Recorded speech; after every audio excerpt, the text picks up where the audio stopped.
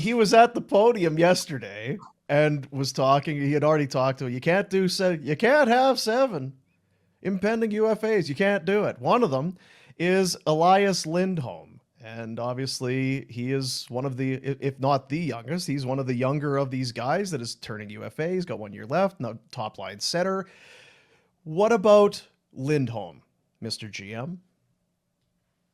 It's going to be one of the first calls. I mean, when we talk about this, all those 7 unrestricted free agents, we're going to be in contact and I do know where Elias was thinking prior. So now I want to see where he's at. I really do want to see what his mindset is right now.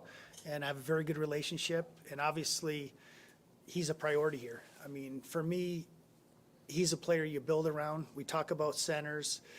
I look at him and think everything he does, game in and game out, face-offs, winning, all those little plays. He's a player that even as he kind of gets older, if he moves down a little in the lineup, he's going to be still effective and help your team win day in and day out. And he's a good person. Those are the type of people. And I do think he really wants to be a Calgary Flame. Again, we'll see in a couple days where he's thinking. I like those comments. Of course he loves him. He's a Craig Conroy clone. I was going to say they have similar games. Both get some recognition for play away from the puck, put up some numbers when they had star wingers. He does make a good point that Lindholm is good enough to drop down the lineup.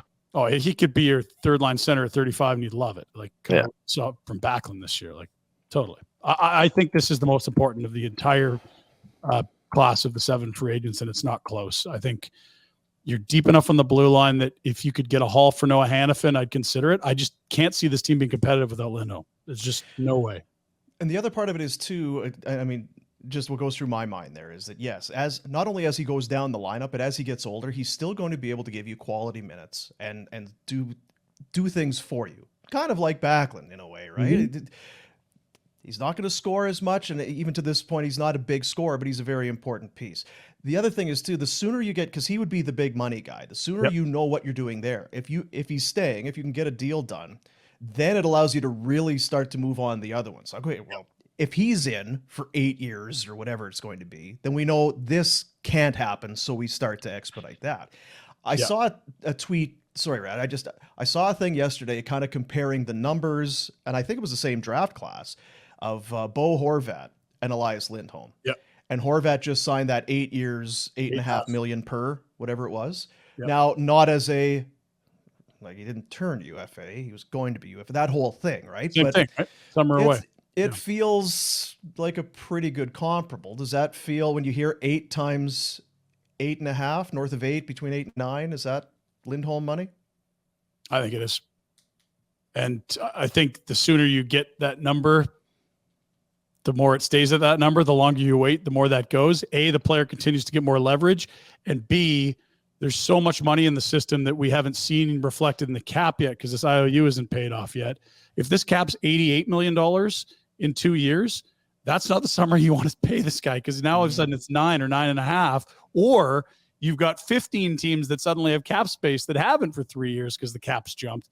If it's 8.5 and that's what it takes, do it now.